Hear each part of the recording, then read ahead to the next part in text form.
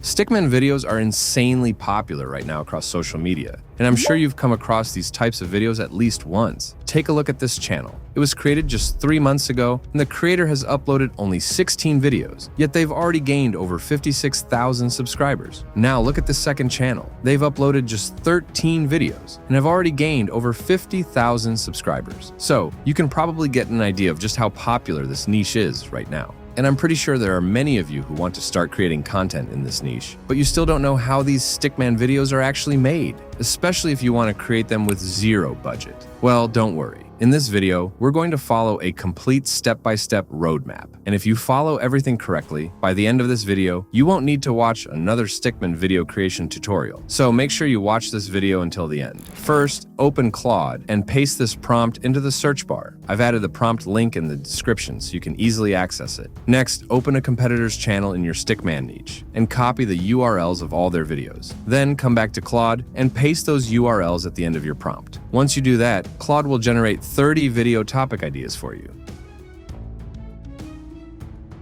After that, copy the second prompt, which you'll also find in the description, and paste it into Claude. Now, from the 30 topics Claude generated earlier, choose any title you want to create a video about and add that title along with your second prompt. Claude will then generate a complete script for your video that you can use. However, I recommend making some changes to the script yourself before using it in your video. The reason is that there are already a lot of Stickman channels using AI to generate their scripts. If you simply generate an entire script with AI and use it as is, there's a chance your content could be considered repetitive or low value by YouTube. So, to stay on the safer side, try to add as much of your own unique input and perspective to the script as possible. Okay, now we need to generate the voiceover. For the voiceover, I'm using Minimax, but you can use any other AI voiceover tool you prefer. Go back to Claude and copy your entire script. Then paste it into your AI voiceover generator. Choose your preferred voice character, adjust the voice settings according to your preference, and click Generate. Once it's ready, download the voiceover.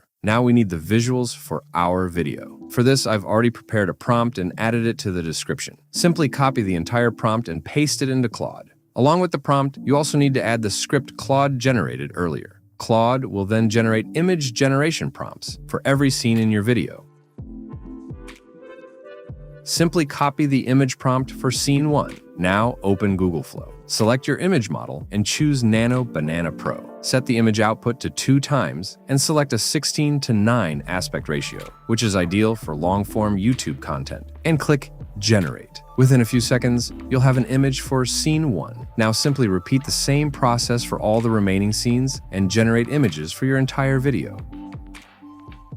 Once all your images are ready, open whatever editing software you normally use. For this tutorial, I'm using Premiere Pro. Add all your generated images and your voiceover to the timeline. Then, go through your voiceover and remove any unnecessary pauses so the video doesn't feel slow or boring.